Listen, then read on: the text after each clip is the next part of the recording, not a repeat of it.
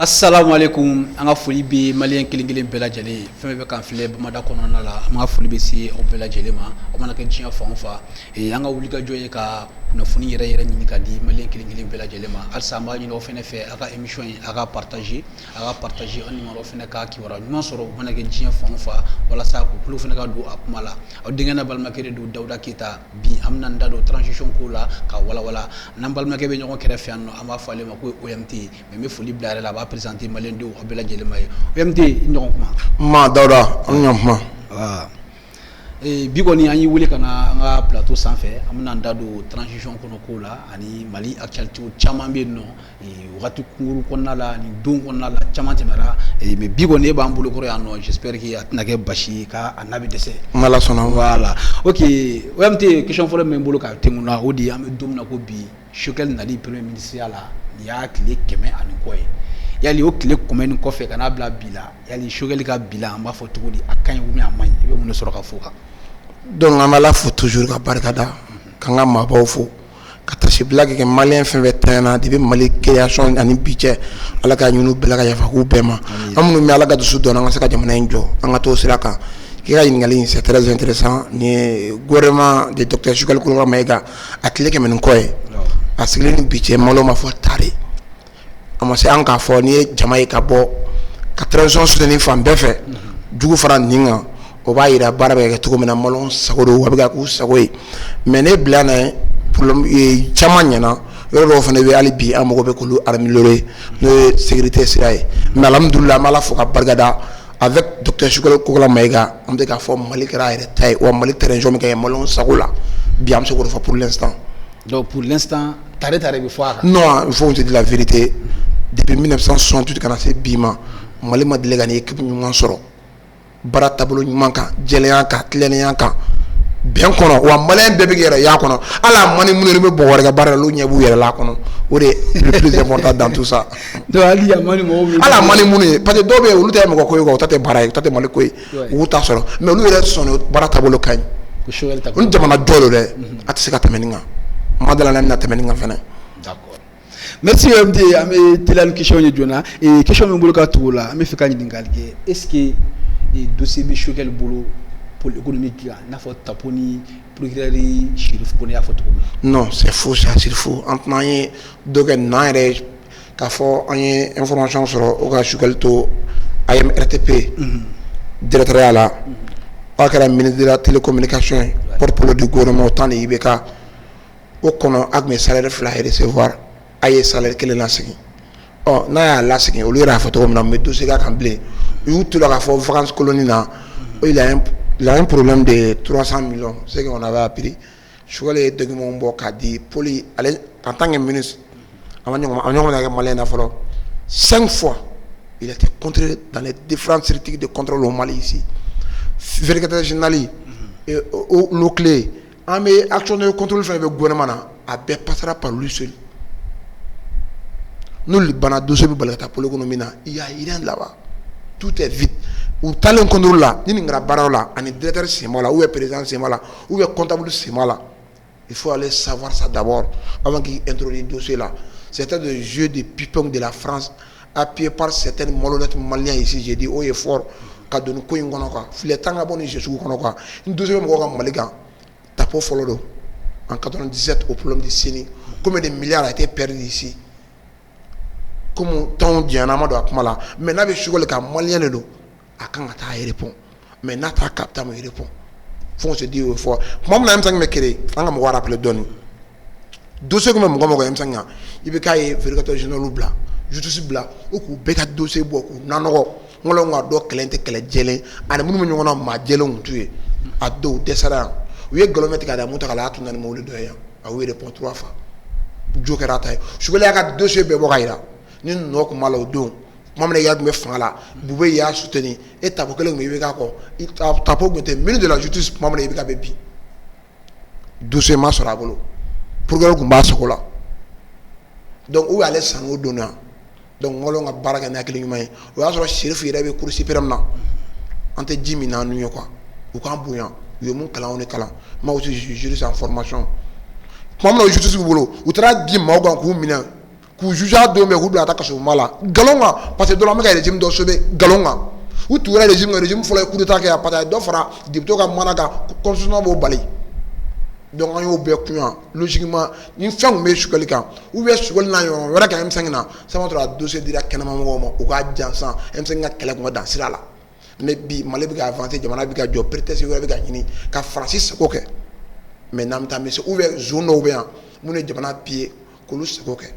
ko ɲɛ bɔ an ɲɛ b'a la o sira de kan an ye dɔw kɛra dɔw ka avocat ye olu fana da dɔrɔn ni mankan na u tila ka u cɛ bɔ avocat la mais ko bɛ jɛ a taara ɲɛfɛ Ala ka tiɲɛ dɛmɛ. Amina sinon mɔgɔ caman ye ɲininkali kɛ k'i n'a fɔ ko sinon ko premier ministre ko nin dossier sugu b'a kɔnɔ qu'est-ce que u tɛna an fanga dɔgɔya ani Faransi cɛla la komi i yɛrɛ ɲɛ bɛ tension na cogo min na. Non c'est faux Faransi b'a dɔn a t'a kan mais u b'a kɛ de ka maliyɛnw ja wuli quoi pour que ka polémique créer tuma min na an t'an yɛrɛ bɔ nin na o b'a sɔrɔ temps taara a kɛra ka transition arrêté de mais Ala ka jɛ premier ministre m'a kɔfilɛ président de transition m'a kɔfilɛ wa gouvernement yɛrɛ m'i kɔfilɛ wa maliyɛnw yɛrɛ m'u kɔfilɛ yɛrɛ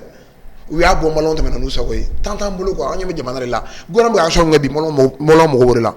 c'est le plus important u bɛ baara min na bi est ce que an jɛyan ta don wa a ka ɲi a man ɲi wa a tɔ a bɛ Ala bolo n'an bɛ taa an bɛ se dɔɔni don. D'accord merci OMT j'espère que a bɛ ka faamuyali sɔrɔ OMT ka jaabi ninnu na OMT an bɛ don min na ko bi est ce que a b'a dɔn maliyɛnw sɛgɛnbagatɔ joli bɛ Mali kɔnɔ an bɛ don min na ko bi yan. mais c'est trop Mali sɛgɛnbagatɔ dan t'a la o Ala de b'a dɔn fɛn bɛ mun kun ye hali fɛn bɛ minnu kun bɛ yan sɛgɛnbagatɔw don yan parce que dɔw y'a sɔrɔ bingali la dɔw y'a sɔrɔ suɲɛli la dɔw y'a sɔrɔ yurugu la Mali la o de gɛlɛya yɛrɛ bi an kan quoi jamana in bɛ dingɛ yɛrɛ de kɔnɔ faut qu'on te dise la vérité sur tous les plans mais bi an b'a di Dieu merci bi maliyɛnw ils sont fiers de leur justice aujourd'hui an ka tiɲɛ fɔ ɲɔgɔn ye mais mun nana ni nin bɛɛ danayabaliya jamana marabaga n'a maradenw fɛ an dalen tɛ marabagaw la marabagaw fana tigɛlɛmaw na jamanaw bɛ ka jɔ n'o taasira de dɛsɛ nana sɛgɛn nana kɔli nana jamana tɔ dafiri la guerre nana fara o kan an b'a ɲini an b'a yɛrɛ ɲini cogo di mais bi an b'Ala fo ka barikada alhamdulilayi jamana commencera ka bouger wa a bɛna bouger fɛnɛ c'est pourquoi nin 100 juin kɔnɔ an ye fɛn caman ye mun ɲɛna n'i y'a lajɛ Sugali yɛrɛ nani a nana bɛn fɛn fɔlɔ ma fɔlɔ dɔrɔn état yɛrɛ économie ma état jɔra de INT kun bɛ grève la n'a hakili b'a la grève illimité jamana kun jɔra de a sigira a sen kan o bout de quelques semaines a y'a ban an b'Ala fo ka barikada an ma deli k'a ye Mali la premier ministre ka na fɔlɔ ka se ka INT lasɔn c'est la première fois dans l'histoire du Mali de 1960 Sénégal gouvernement ka Sénégal sɔn u ka bɛn ko la k'a kɔrɔ siɲɛ c'est la première fois ni ye INT fɔ dɔrɔn c'est Sénégal central belebeleba fɔlɔ min Mali la n'a ka bon n'a ye bɛɛ i sɔnna i ma sɔn o don filanan kun ye min ye an ye an balimaw dɔw minnu bɛ chemin de fer mɔgɔ ninnu Sénégal u ka 8 mois ou 10 mois u ma sara denbatigiw seliba ɲɔgɔnna u sara 6 mois a kɛra tare bilayi dɔw sara la Ala de b'a dɔn a labanna cogo min na quoi examen kɛra bi an bɛ don min na bi a tɔ kun ye cap ni bague o résultat bɔra bi a résultat bɛɛ bɔra a bɛɛ kɛra tare ye an y'a ye k'a fɔ avion jamana ye avion dɔw san kɛlɛkɛminɛnw an y'a ye k'a fɔ jamana sera ka grille de salaire unifié ni maliyɛnw bɛɛ kun hakili b'o la an y'a ye dunko juguya sira fɛ minnu ye jamana nafolo don miliyari ba yɛrɛ ka jamana se a sɛnsɛn kan a bɛɛ bɛ ka wele k'a ɲininka wa a bɛ ka jɔ caman na wa caman bɛ ka saracogo ɲɛfɔ o de tun ye jamanadenw yɛrɛ sago ye justice sira fɛ impunité sira fɛ ça commence à aller M5 kɛlɛ la minnu binna mɔgɔw kan mɔgɔw faga parce que a bɛ fɛ ka régime dɔ kɔdogo bi a kiiri bɛ sen na a tiɲɛw bɛ ka bange transition in n'a ɲɔgɔnna caman minnu ka bon ni nin bɛɛ bi ni maliyɛnw b'u yɛrɛ y'a kɔnɔ n'a bɛ ka k'a ma fierté ni kunnawolo ye alhamdulilayi an bɛ ka taa ɲɛ n dɔw ma kɛlɛ sɛgɛn fana tɛ ban quoi même pas. D'accord merci OMT sinon an bɛ fɛ k'a fɔ ko an bɛ don min na ko bi vraiment n'i y'an ka sugu kɔnɔnaw ta k'a lajɛ an musolakaw yɛrɛ bɛ kule la fan bɛɛ fɛnw da ka gɛlɛn nafɛnw da ka gɛlɛn fɛn caman yali a bɛ se ka mun de sɔrɔ an fɛ transition kelen do ka mun de labɛn pour que ni gɛlɛyaba in bɛ se ka bɔ cogo min na parce que an bɛ don min na ko bi hali n'a sɔrɔ maa min tun bɛ 200 d'a muso ma ko ka taa sugu la bi f'i ka kɛ 400 ni 600 ye dɛ. Non parce que an b'o traduit 3 phases mɔgɔw k'a faamuya phase fɔlɔ ye min ye o ye diɲɛ yɛrɛ gɛlɛya ye nin bɛ fan bɛɛ mais tɛgɛ fagali b'anw ta kan dɔɔni phase fɔlɔ a bɛ fan bɛɛ Covid nana n'a ye dɔw farala fɛn kan minɛnw jɔra nɔnɔ tɛ ka na bilen transaction jɔra fɛn bɛɛ gɛlɛyara o ye fɔlɔ ye filanan ye min ye transition yɛrɛ ta ko fɔlɔ la fɔlɔ an ye k'a fɔ mu taara wari ni bandaw o tun ye subvention di commerçant dɔw ma jagokɛla dɔw ma c'était des milliards centaines de milliards a ko ma bɔ a sira fɛ e bɛna ni nɔnɔ ye e bɛna ni sukaro e bɛna ni nin ye commerçant opérateur minnu y'a minɛ k'a dun avec o se ani gouvernement mɔgɔ dɔw ni douaniers dɔw olu ye jamana faible kojugu o fana bɛ yen parce que jamana bɛ jɔ milliards centaines de milliards de kɔ jamanadenw ka lafiya kama n'a ma bɔ a sira fɛ a bɛ segin jamana kɔnɔ ni jamana k'a b'a yɛrɛ wɛrɛ kɛ dɔrɔn jamana bɛ yɛrɛ coron surtout an bɛ transition na transition yɛrɛ fana tun ye nin fɛnɛ de ye an ka sɛgɛn kun an ka sini tɔnɔ bɔ an bɛ se ka fɛn analyser nin saba la gɛlɛya bɛɛ transition yɛrɛ kɛcogo fɔlɔ ye parce que an tɔɔrɔla ka s'a dan na an bɛ fɛ ka gɛlɛya dɔ kun k'an yɛrɛ bɔ dingɛ in kɔnɔ mais diɲɛ yɛrɛ gɛlɛya fana bɛ yen ni covid nana n'o ye sur le plan économique dans le monde entier ça ne va plus o jamana tɛ yen bi gɛlɛya tɛ jamana mun na faut que mɔgɔw k'u hakili to la diɲɛ fan bɛɛ de don mondialisation ni donna a kɔnɔ a bɛ bɛɛ sɔrɔ mun bɛ sɔn a b'o kan e bɛ mun sɔrɔ a bɛ kɛ fana kan diɲɛ yɛrɛ o ye quoi an b'o taabolo kan pour l'instant. D'accord, merci OMT et Alibi Yambi faut ira jabi nuna ame continuer une question tuguni et amena Shogel ka rola ame feka do yali Shogel be 75 millions d'états par mois. Non, Shogel a mettre en vie là comme Assimi a photo comme un tiers. Shogel n'a jamais communiqué par rapport à ce qu'il gagne mais a fait un tiers de temps. Un tiers de 75 millions, c'est à vous de calculer avec mon solo. Il faut que je terrain de vie. Comme il y a ma question posée parce que non, Assimi Bora, Assimi a ta faute, lui il est militaire. Shogel il est politique. Il veut poser $. N'a pas de famille avec campagne ou avec les médias. Donc Barakala Masika kuma bilenga. Talinya fait former à ma fait tellement que le gouvernement train de vie le monde voilà. Pour 100 jours là ben à 101 milliards de 101 milliards le gouvernement doit économiser au bout de 100 jours. J'ai dit oui fort. Bonnet sans sous et aga dotation nous veut dire faire des missions au conseil technique au cabinet là le gouvernement y a bête que on sera moins économiser pour 100 jours c'est 101 milliards. J'ai dit oui fort. Au Cameroun puis jamana mo yira sacrifier folo ni ay ba Sénégal ma ay son phénomène et son moment bi gouvernement son chamama ka abandonner ka fo bi jana me dingen ngono folo be exemple jamana marabako ma maradoma pour que lu fene ka son ko majigi o na no na chamandi e bita to chamanga bi do ngono bi bonne santé mo soro bi até kablo du tension mo me soro até parce que amet dingen de kono anga re bo dingen ngono o dingen pour anga bo kono atenya sacrifice dogo orato yeni nga gouvernement ministère chama mbembi ube mun soron tuna ndado ala me udiginari jamana nga tanya kama tension nga nya kama parce que antika fond sur ko ngadi ambi ka bolona ere de rabi mo ko ma fo ina antika ere ta na galono depuis transition phase 2 kono bi malebi ka bolo ere ka paralla anga taxi nanga impôt nanga douane ni ere ka bi ere ka fond dilane an wosi la mi ka bolo no le bi fola me fora na mata fa ko me bia me ngambolo na ere wara to gelain do ye jaku ye me talenya fa be no ya na ere ta na do so ko kana ça va ate 15 jours wori bank mondial ka dale malio avant ça am ngabolo to kori alhamdulillah mo ma sala mais ça commence à aller premier ministre be un tiers ta comme président mais un tiers ta comme na wa mali a pu bénéficier 101 milliards moi le ore au wala quand me dum no go bi ko Shogel ko gala maiga ka ere un tiers d'état aka sarala na o tara ya bina foni sarata ale be sur dia classe signat la ça avec quel sarata mais aka voilà la fonctionnement du budget quoi oui tela ka fotu ni fene ko ka dotation nous ka fond ko bet que ministère gouvernement mon bénéficier 101 milliards pour 100 jours faut dire au effort fierté de malon finalement to ka exemple quoi c'est juste ça. D'accord, merci OMT. Et avec une question tout ni ame feka do yali Shogel français agezili minke kuni turo sube barake no yali ayaminke anyana. Mais est-ce que Shogel français accusé malon est français accusé mais est-ce que il la mo le ga platon ya ngana manufa prévu en appui oui mais nere bulu o terre en 2012 lorsque Emmanuel na adjonyo jugu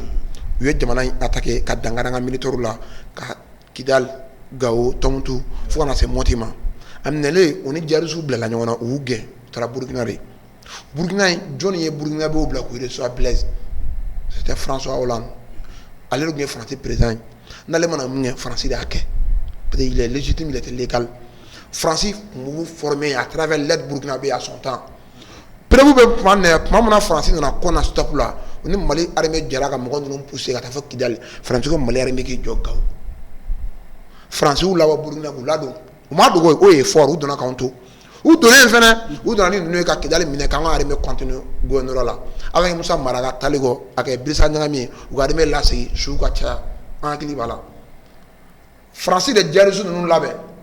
pour former ka matériel duma ka do golli bi kana no malla o ma deli ka dogo te Shogel ga kuma mo longa kuma ali français re amasadere cordon malla ya fa dogo boro law maintenant comme ko bi ka tla français la tinya bi ka bangé bien bi ka dala ka ta fa information bi ka soro be français na ko anyina no ko bi ate foi la en blanc ni français te nga mali armée sutura ni français te nga mali population sutura et me français na donne sutura i bɛ taa ɲɔnɔ mara la bi i bɛ taa fan bɛɛ bi anw ka civils de bɛ ka attaquer France ka na armée dɛmɛ mais a nana population min protéger kama est ce que a b'o yɔrɔ la bi wa avec MINUSMA même pas donc o ko la paiement France bisigiya yɛrɛ o terre à terre wali France autorité sɔnna o ma k'a fɔ olu de ye ninnu ladɛmɛ k'u se anw na dogolan t'o la o ye kɛnɛ ka ko ye bi maliyɛnw bɔr'o tiɲɛ kalama an bɛ k'a labɛn en retour c'est pour que an bɛ ka partenaire yɔrɔ ɲini minnu fana bɛ se k'anw dɛmɛ ka France n'a jugu kɔra dɛmɛ la an k'u gosi fo an dan wa ko bɛ kɛ fɛnɛ n'Ala ka jɛ o y'an sɔnna i ma an dalen b'a la fɛnɛ France ye nin bɛɛ kɛ fasoden jugu dɔw ka dɛmɛ la minnu kun b'an kun yan an yɛrɛ ka jamana marabaa ka jugu dɔw n'an y'u gɛn fasoden juguya bolo u ka nkalontigɛw n'u ka kalamanciw bolo bi olu ni France de jɛra ka nin ko kɛ ka jamana janfa ka jamana bi a da kan olu de ka minɛn sama dɔn armée ma olu de ka taa matériel ɲini armée olu de ka armée former olu de ka moyen dɔn armée ma u y'a ta kɛ dunko juguya u denw bila ko ɲɛma n'u yɛrɛ ka jamana nafolo dun ka jamana ka avion kolo san n'a nana a bɛ bin yan ka jamana kɛ jogo fila ye o de y'an se nin dingɛ kɔnɔ bi yan an ye ministre de défense dɔ ye Mali la a taara assemblée kɔnɔ fa même an ka ji o France b'a dɔn an ka sɔrɔsiw ma o ye malo ni kumasulu de a fɔra régime dɔ de ka tile la o de kɛ wari bɔra jamana ka impôt la n'a ka taxe la k'a di sɔrɔsiw ma ji ni minɔgɔ o kɔni y'u minɛ bilen terrain kan n'u bɛ sa u ka ca jamana drapeau t'u kɔ la jamana nafolo dunnen bɛ dɔw fɛ yan o kun ka di France ma kumaw don o bɛ France arranger k'an to sunɔgɔ la France bɛ dɔw former olu bɛna jigin anw sigilen kan yan ala de y'o tiɲɛ banga ni France cɛ mais u m'a ko kelen na u y'a kɛ ni jamanaden jugu dɔw miiri bali tasi bali dɔw minnu jamana ɲinɛ tɛ minnu na minnu k'u kungona poche ka jamana to gɛlɛya in kɔnɔ bi mais ala ye maaw d'an ma minnu bɛ se k'an bɔ nin dingɛ kɔnɔ wa an bɛ bɔ a kɔnɔ fɛnɛ. D'accord. Ok, faamuyali sɔrɔla jaabi nɔ n yɛrɛ tun bɛ fɛ k'i ɲininka yɔrɔ dɔ la i da maga yɔrɔ nin na dɔɔni an y'a ye yɛrɛwolo debussy les remparts an y'u ka mouvement kɛ yɔrɔ la i yɛrɛ tun bɛ yen nɔ yali M5 yɛrɛ ka position ye mun ye par rapport i y'a fɔ cogo min na maliyɛnw ka partenaire wɛrɛ ɲini ani Richiw cɛ i n'a fɔ Wagner o kuma bɛ cɛ M5 yɛrɛ déclaration min la yɛrɛ Mali nous sommes un pays souverain an bolo mɔgɔ min bɛ se k'an dɛmɛ an b'o ɲini kɛ France nana tentation dɔ de nana même si mɔgɔ dɔw ko actuellement transition min b'an kɔnɔ ils sont pas légitimes mais olu nana ni transition mun ka n'an ka laɲini est ce que ils sont légitimes plus que une transition mais k'u jɔ an ka dɔnniya kan mɔgɔ dɔ bɛ nkalontigɛ la denmisɛnnin don mais o t'a yira n'i ye musokɔrɔba furu k'a fɔ i filan bɛ kɛ o musokɔrɔba filanw ye non non non i ye u den de ye ou u dɔgɔnin de ye f'an ka baara kɛ n'u hakilinaw ye quoi nkalontigɛ tɛ cɛkɔrɔba danbe surtout jamanakuntigi dɔ an ka baara kɛ ni tiɲɛ n'ala ko ninnu ma légitime France nana ni dɔlɔliw min yan transition dɔ de nana ni France ye yan bi et puis o fara ale mɔgɔ kelen tila k'a fɔ nin transition première partie maa dɔw ma mu taara wari ni ban dɔw ma olu ka kalo 7 a fisaya i bɛ k'a ka san 7 yan il a osé dire ma transition tɛ ils sont pas légitimes à son temps ils sont légitimes maintenant ninnu b'u jɔ France cɛ ka France i tɛ ka intérêt ta Mali kan bilen n'o bannen Mali de b'a ka intérêt ta i kan a tɔ ye min a b'o d'i ma Macron ko non notre autorité ne sont pas légitimes mais ala ka tiɲɛ dɛmɛ n'an bɛ taa an bɛ se. D'accord merci et an bɛ continuer hali bi ni question ye an bɛ fɛ k'a dɔn an bɛ don min na ko bi est ce que fanga bɛ Mali la ni ka France jɛɲɔgɔnya tension min filɛ ni France cɛ diplomatie ani jɛɲɔgɔnya b'u cɛ an cɛ bɛ ka gɛlɛya est ce que ne fanga bɛ Mali la k'i kɔ da France kɔ la nin sira in kan. non fanga t'an na soyons véridiques et dire la vérité. o fanga t'an na parce que on était affaibli par nos dirigeants passés ça veut dire k'an marabaga jugu minnu mais olu y'an affaibli kojugu quoi on y'a fɔ à son temps la loi d'orientation militaire a kɛra nin de kama quoi ka don dɔ ɲɛsigi en 2013 l'autorité malienne u y'u sigi ka plan dɔ labɛn ani les experts des militaires ici. Parce que an bɛ ka dɛmɛ ni alliés dɔw de ye MINUSMA ye la Barkhane bon CEREVAL de tun bɛ avant ka yɛlɛma kɛ Barkhane ye olu de bɛ k'an dɛmɛ don n'a nataw la u bɛ se ka taa an dun bɛna s'an yɛrɛ kɔrɔ cogo di u ye la loi d'orientation militaire u y'a ta k'a labɛn a wari dunna i bɛ ka ni Kanimu ni ministre dɔw fɛ ani Bube ninnu fɛ an b'a fɔ tan hali dɔgɔnna t'a la u b'o de la bi u ye mun du bugu de bɔ bi a bɛ fɔnɔ jamana ta de don u ta tɛ an y'a wɔsi de kɛ o wari de nana ta ka dun o wari in kɔnɔ a fɔra ka mun ni mun de kɛ a fɔra ka armée labɛn san 5 san 6 ni armée bi u mago bɛ kɛlɛkɛ hakɛ min na armée y'a fɔ a calcul kɔnɔ a bɛ se ka kɛ mɔgɔ hakɛ dɔ tun bɛ sa an b'a remplacer ninnu na pour que Mali ka se ka sécuriser an yɛrɛ k'an yɛrɛ ta avec 100 partenaires nin cɛ hakɛ Mali mɔgɔ tun bɛ nin la fɔlɔ ni Mali mɔgɔ bɛ nin avion sugu de la a mago bɛ nin marifa sugu de la a mago bɛ nin munition sugu de la nin bɛɛ de labɛnna ani nin jusɔngɔ ni salaire kan ka di armée ma nin prime kan ka d'u ma k'u motiver o de wari bara ɲɔgɔn kan bɛnna 1 et quelques milliards ma a kan ka bɛn san 6 ma pour que Mali armée k'a yɛrɛ ta o de dunna France y'an ka autorité nɛgɛ avec l'aide de IBK u ye nin de dun ka taa avion kolon ni k'u ban ka munition san u taara sutati san 30 a kɛra non c'est imaginable le blindé en carton ka t'olu san ka armée di saya ma maintenant san 7 dafara san 6 dafara armée kan ka yɛrɛ ta o mun bɛ fɛn tɛ hali armée mini ji mɔgɔ wɛrɛ b'a dɔn ma ni France ko a bɛna a yɛrɛ ta bi en vrai dit est ce que anw labɛnnen don wa ɲininkali gɛlɛn don an ma labɛn on se dit la vérité an ma labɛn tiɲɛ ye tiɲɛ de an ma labɛn mun na n y'o kun de fɔ sisan mais an bɛ se ka mun kɛ sisan an ko an ka san 4 san 5 labɛn bɛ sabati de bon an tɛ se an yɛrɛ kɔrɔ sa faransi y'anw janfa faransi min ka y'an ka partenaire y'an janfa an bɛ mun kɛ an tɛ se an yɛrɛ kɔrɔ an bɛ taa partenaire wɛrɛw ɲini o de y'an se Irisi ma pour 6 mois pour 7 ans Irisi kana ninnu stopper sans faire duguma bɛ baara ban comme faransi ni faransi jɛra ka min kɛ ni faransi y'an janfa an selen Kidali donda la hakilina ye autorité de sɔrɔ u bɛ k'o baara de kɛ o baara de bɛ taa abuti a ka jan dɔɔnin quoi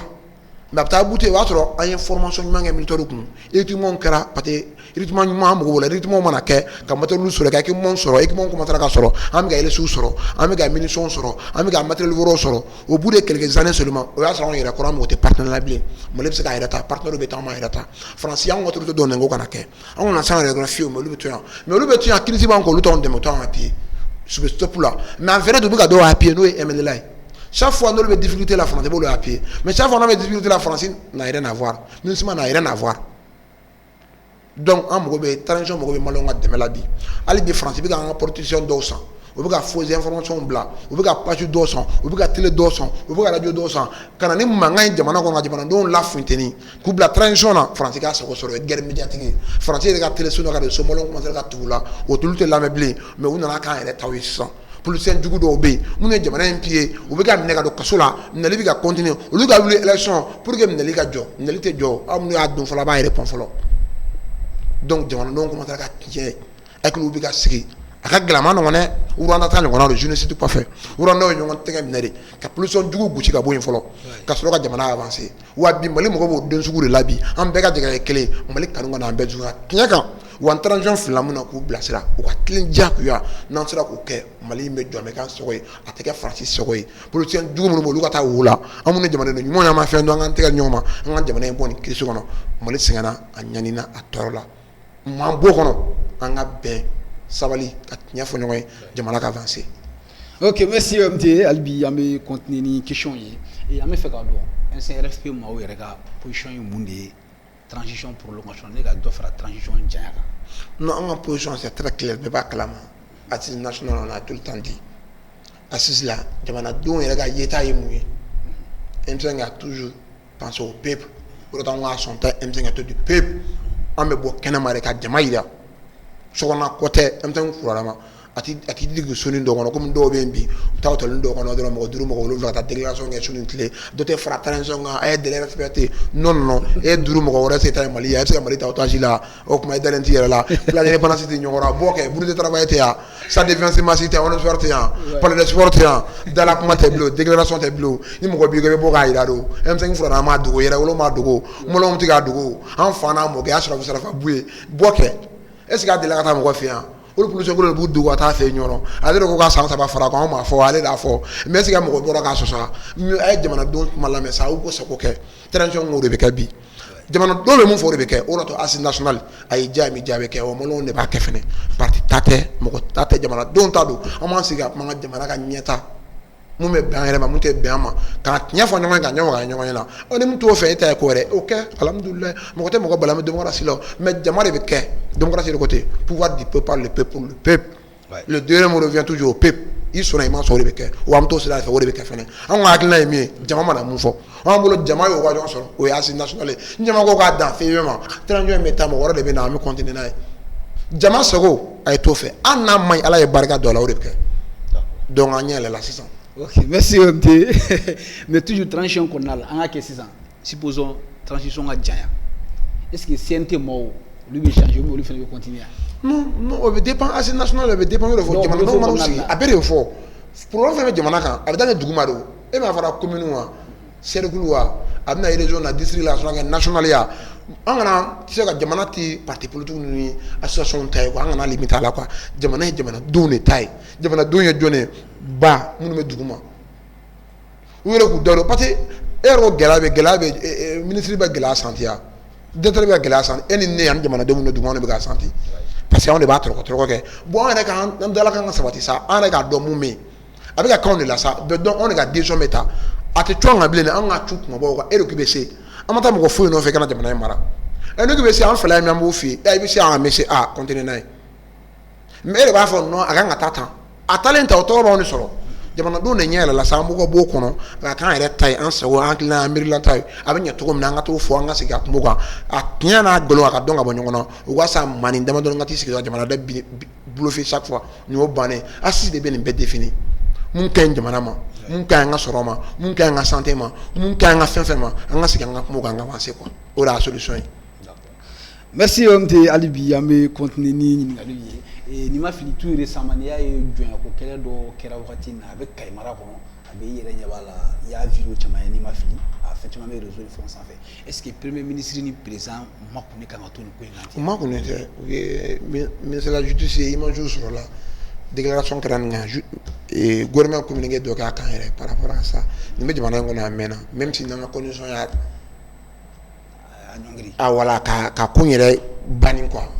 jamana in tabiya tɛ a tɛ yen an ka taabolo tɛ jɔnya tɛ jamana in kɔnɔ hakilima b'a faamuya nin wale in bɛ ka kɛ a mɛnna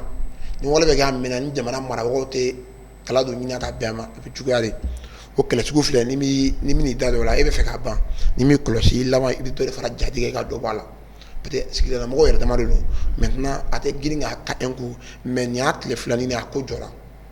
sopira fɔlɔ jamana ka laɲini kun y'o de fɔlɔ k'a jɔ mais se ka don ko in kɔnɔ sisan k'a ɲini k'a dɔn ka coupable k'u ɲagi minnu tɔɲɔna u k'a kɛ segu ma o bɛ kɛ n'hakili de a kɛ ni dusu ye ko in bɛ ka taa cogo min na a taabolo ka ɲi mais f'an k'a dɔn diɲɛ yɛlɛmana nin ko dɔw ma dɔgɔyama tɛ mais an taara ka nin da jɔnya tɛ tiɲɛ bilen dɔw ka intérêt de ɲini tɔ da ko la mais a bɛ taa ni hakili la a tɛ taa ni dusu ye k'a fɔ jamana hakili t'a la non ne y'a ko jɔra jamana de ka wuli ka jɔ de don mais a tɛ kɛ ni dusu ye chaque fois ni problème wulila a kana to ni dusu ye a ta ni hakili ye ni hakili ni sigi ka fɔ cayara koko la a ka ca ala fɛ a ko ni sahaba bɛ bɛn ko in b'o bolo de kan pour l'instant. Ok faamuyali sɔrɔ o la an bɛna yɔrɔ dɔ la n'o ye i da maga Assise nationale yɛrɛ la n'an bɛna sigiba fɔ min kɛ maliyɛnden bɛɛ lajɛlen ɲɔgɔn cɛ mais dun y'a ta k'a lajɛ maliyɛnden dɔw n'o parti politique dɔw ye olu ko k'u tɛ taa sigikafɔ in na dɔ fana y'a jira k'a fɔ ko an tɛ taa sigikafɔ in na ko tant que ni insécurité m'an bolo n'o ye lakanabaliya ye ko f'olu ka bila sen kan fɔlɔ bon kuma caman caman bɛ k'a fɔ ko in na yali fɛn dun kan ka kɛ mois prochain la ni ma fili. non commune ni cercle yɛrɛ bɛ daminɛ ni mois la fin du mois octobre mais fin ba yɛrɛ national yɛrɛ c'est le mois novembre. voilà an bɛ fɛ ka ɲininkali kɛ est ce que Assise bɛna se ka kɛ nin kan in kan tan. Assise maliyɛn fan caman bɛ ka nin fɔ dɔ fana bɛ ka nin fɔ. table ronde kɛra o. o kɛra mais hali o la maliyɛn dɔw. n bɛna ɲɛf'i ye o maliyɛn minnu b'a fɔ fɔlɔ o insécurité la an ka taa Assise nationale la olu maa kelen ye minnu mɛn dɛ olu de kan ka taa élection na entre Assise et élection présidentielle qui est plus grave plus important. Insécurité bolo an ka ɲɔgɔn ɲininka fɔlɔ c'est à dire que n'u bɛ kuma u bɛ ɲinɛ quoi France b'a du dɔ u b'a fɔ wuru réflexion foyi t'u la mais u bɛna an sigilen sɔrɔ an ɲɛ quoi olu minnu ko an ka taa élection na jo b'u bolo an ka taa élection na mais est ce que élection de b'an don dingɛ in kɔnɔ wa 2018 élection de b'an dingɛ olu de b'an sigi wa jamanadenw voté u ye mun de résolu k'an kisi nin ma wa en 2013 à nos jours mun de ɲɛna Mali crise la avancé wa fɔlɔ an dannen bɛ Kitali mais bi an mana centre la olu de bolo élection de nana n'o ye donc olu ye mun fɔ o la u ye mun ɲɛnabɔ o la donc k'u da de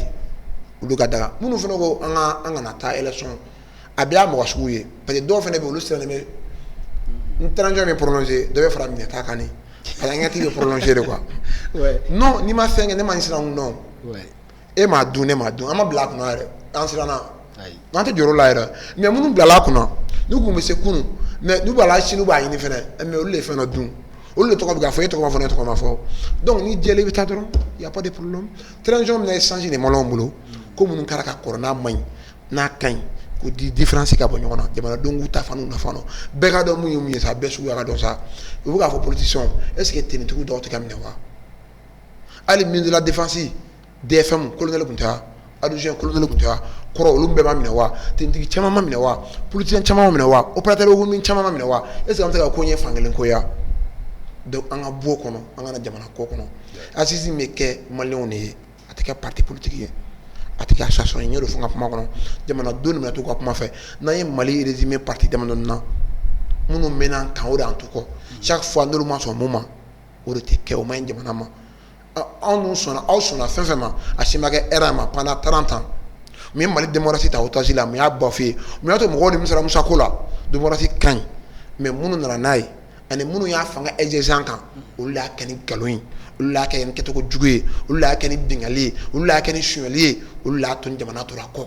finalement mɔgɔw yɛrɛ tigɛra 91 mɔgɔw la parce que 91 mɔgɔ n'i y'a ta 100 o 100 80 de bɛ yen mun ma gestion de pouvoir kɛ mun dama don fanga la fanga ma sara minnu na a sarala maa mugan minnu na la olu de jamana in kɛ yogo fila ye ka jamana tɔɲɔ k'a da lɛfɛ kɔnɔ bi olu mɔgɔ kelen de bɛ k'a fɔ tuguni an kana taa asisi la olu mɔgɔ kelen de ko kunun an ka taa denni na o denni résultat ye mun fɔ olu de bana k'o appliquer o de jamana sen tigɛ ma donc fo an ka tiɲɛ da yira ɲɔgɔn na de wa bi maliyɛnw de ko assise nationale wa maliyɛnw de k'u bɛ taa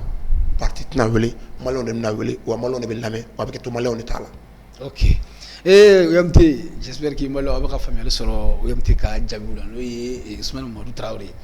question laban min bolo ka tugu i la o de ye école maître ka niveau ye bientôt école bɛna ta sisan ni kalo sara le 1er novembre an dun y'a ye k'a fɔ fɔɲɔgɔnba bɛ gouvernement ni école maître ni ɲɔgɔn cɛ yali o ko in bɛna ɲɛnabɔ cogo di yan'o cɛ a bɛna se ka ɲɛnabɔ wa. ne bolo maa bisigi a bɛ se ka ɲɛnabɔ on doit être optimiste an ka da la parce que gouvernement baara la nana baara de kama problème bɛ yan problème souci dɔɔni depuis a daminɛ fo ka se bi ma a kun dɔɔni a taabolo dɔɔni a nafan dɔɔni an ka sens de patriotisme bila fɛn bɛɛ sanfɛ ne bɛ ancien wolo la ka gouvernement fana bila o fana ka sens de patriotisme bila fɛn bɛɛ sanfɛ fo mɛtiriw k'a faamuya sigi ka fɔ o ma fɛn fɛn ɲɛ mankan t'a ɲɛ article 39 ne bolo maa ma kɛlɛkɛ mɛtiriw ye ka ne yɛrɛ bɔ ancien te bɛ se k'a fɔ i y'a kɛlɛ kɛ ka tɛmɛ ne kan. sinon an yɛrɛ mina da maga yɔrɔ la parce que an ta dɔn ka yɔrɔnin fɔ parce que article 39 in waati min na MC bɛ wuli ka kɛlɛ kɛ MC mɔgɔw ye article 39 fɔ yɛrɛ yɛrɛ de. non n y'a fɔ. a y'a fɔ ka kɛlɛ kɛ a kan ka appliquer wa loi talen fɛnɛ wa ko a kan ka kɛ fɛnɛ de mais n'a fɔra ko. an y'a fɔ kun na minnu kun fɛ n bɛna don ko ye sori kɔnɔ article 39 yɛrɛ taara ka jamanadenw tɔɲɔ de pour que i bɛ ka sigi fanga la à son temps c'est prouvé ka jamanadenw tɔɲɔ de ka Mali tɔɲɔ. a taara o de kama ka mɛtiriw bila ka jamanadenw janfa et les anciens ont accepté à son temps fo n ka kuma ɲɛnabɔ mais retour on a appuyé les anciens pour avoir leur gain. Boubou kun ye Asafula ye Boubou de kun ye premier ministre ye et Boubou à son temps il était ministre de l'économie et des finances. Élection Mali anciens de b'a organiser à ce cercle les bureaux ce sont les enseignants. Oui. Anciens y a demandé où bɛ bɔ où yɛrɛ ta u bɛ bɔ duba kɔnɔ u bɛ t'u yɛrɛ ka du denni kɔnɔ a dɔw ma article 39 demandé ko de an b'a yɛrɛ ta an ka kɛ an ka sɔrɔ parce que an bɛ duba kɔnɔ an tɛ k'an ka kɛ sɔrɔ an bɛ mun ɲini a tɛ d'an ma gouvernement y'a accordé o ye u ma article 39 demandé gouvernement n'a kɛ u ka sati kɔnɔ sati particulière kɔnɔ. donc n'i y'a faamuya anciens yɛrɛ ma article 39 u ma demandé sont jamais demandé mais gouvernement y'a k'a kɔnɔ k'u satisfait u ka content ala ka son temps ministre de l'économie et des finances b'a dɔn gouvernement tɛ s'a kɔrɔ a tɛ se premier ministre b'a dɔn gouvernement tɛ se gouvernement content na u ye bɛ k'a appuyer a passé en 2018 a sigilen tuma min na ko k'a appliquer Boubou ye ko a tɛ se il est osé même d'aller ka taa INTM ka congrès la ka taa fɔ o tiɲɛ k'a fɔ u tɛ se Boubou tɛ se mais a son temps a bɛ taa don min na aw k'a bɛ se aw sigira aw k'aw tɛ se kan fila bɔr'o la aw ka kɛ loi de aw ma diyagoya a votera de fɛnɛ wa député y'a gouvernement ɲɛ sigi aw bɛ se k'u bɛ se donc mun de b'a yira ɲɔgɔn na ko gouvernement tɛ se Boubou nana bɔ yen Boubou nana kɛ ministre premier ministre et ministre des finances et économie encore Boubou donne ko député ma u bɛ se ni Boubou tɛ se o ye tiɲɛ o ye nkalon ye an ka bɔ judo kɔnɔ M5 ko a bɛ se dɛ M5 maliyɛnw yɛrɛ k'u bɛ se wa olu tun bɛ se fɛnɛ dɛ wa appliqué la article 9 bɛ phase D anciens ko de o ka phase D de kɛ phase D so voilà parce que phase 1 ka Boubou de to premier ministre la a tun ye dɔ de fara sati général kan dɔ fara convention de grille salaire kan quoi a dun fara dɔ fara olu kan dɔ bɛ fara article 39 b'a demandé dɔ ka fara anciens kun u y'a stoppé o ye crise de nana mais transition nana avec Moutarawane et Bandaw u y'a compensation u y'a kɛ c'est pour que kalan kɛra ɲɛma transition kɔnɔ maintenant gouvernement nana bɛ giriw unifié ka giriw kɛ kelen anciens kun n'o kɛra o ka article 39 appliqué tuguni kosa ni na giri min hali yɛrɛ bɛɛ voilà ni la donc u ko o ka appliqué tuguni 39 sanfɛ tuguni quoi ka deuxième tranche chef anglais tɔnɔ fila san voilà maintenant anglais tɔnɔ fila gouvernement ko non article 39 de kama an ye giriw unifié bɛɛ ka na base à la anciens ko non olu anciens kɛ mɛnna anciens ka gɛlɛya kan kojugu olu ɲɛ bɛ kun de la tɔɔrɔ min d'olu kan bi olu ka taa ne tɔnɔ nana INTM finalement a kɛra entre gouvernement entre les synergies des anciens et INTM premier mot d'Afrique la kinyere ka famo ka famia bon donc gouvernement et ce qui kunye kan benyana c'est à lui de voir ça avec les anciens avec les autres syndicats même ça ga kinyere kan to mna jamana kalanko ka et prix jamana bitanya ta éducation de ça fait mallam bien na nyongo ne bien ça on sengena ou fait toro la ala de n'importe fait douma faut dire au effort on a fait ka kan mais na so gouvernement se ka mun ke bengan kono na te Sénégal woro la wuli ancien on fait ka do d'affaire si ka faut damien ala kana ni ben suna ancien on you deme wa me kono go deme fa tien jamana ngono ala kan to sera kan. Ok, merci Omti. Ni nga question là-bas ka tengula ni magalama bi yere bulu kala si en fait que la kuma là-bas folo ka bamada point net la même baga bela jele fo dawra ka were fo ki ka technicien fo ka malien fo o mali mo sera malien ma malien fait mais quand il est temps le minimum en ka jamana nyi jamana nyambolo ayan dogolla ayan kala ayan klo ayan suja o jamana me kasila bi am se ngam jamana nyi ben teget nyona ka dusu bla nan akle ta son bara ma ka jamana mo dinge kono o be ke fo zonga sunyali jo fo bingal golo ka bingal jo fo munu mi ga bolo jamana wera ko kan ka jamana en dozero lu ka jo nu ma jo shara ka bara ka ngato sharia ko jamana en ka kan jamana dembe ka jamana ina mais ne anga keta ke folo anga ke anga soro ko nyini mais anga na aka nyini ketanye